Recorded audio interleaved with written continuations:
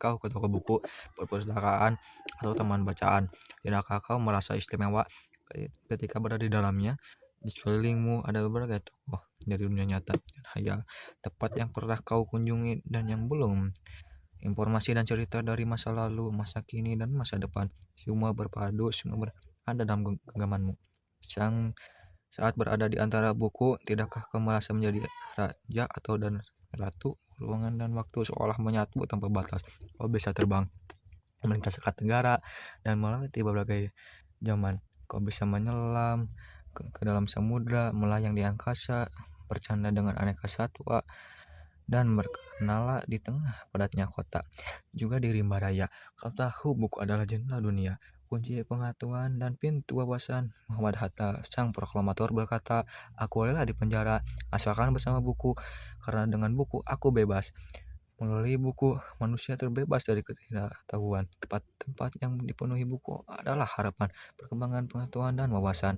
Apa jadinya jika kota tanpa buku?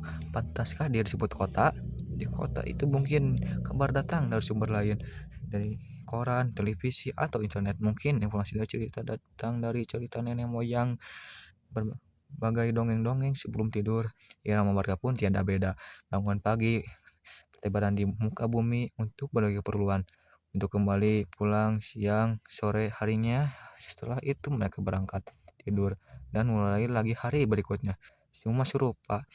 Di kota itu mungkin ada bangunan bernama perpustakaan di dalam buku-buku dalam rak yang tak terjemah. Tiada tangan dan membuka halaman demi halaman dengan sukacita. Mungkin juga dia temukan buku di sudut-sudut sekolah yang sepi dan jarang dikunjungi, berdebu, jarang dikunjungi, jarang dibaca. Buku-buku di sana tanpa nyawa.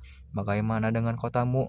Mungkin kau tinggal di tengah kota yang mewah, atau di gang sempit, di desa terpencil, di sisir pesisir, atau di kaki gunung. Adakah perpustakaan teman bacaan atau dekat rumahmu?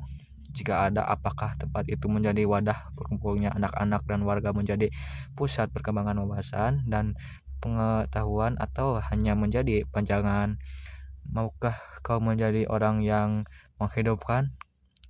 Kau bisa mengunjunginya dan mengajak teman-teman membaca dan berbagai cerita di sana. Jadi kan tempat itu sumber kegembiraan dan pengetahuan. Jika tempat itu belum ada, maukah kau menjadi orang yang mulai menghadirkan? Kau bisa memulainya dari sebuah sudut di teras rumahmu.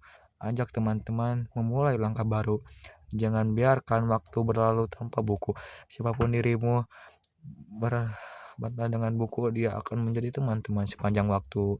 Sekian dari saya, terima kasih.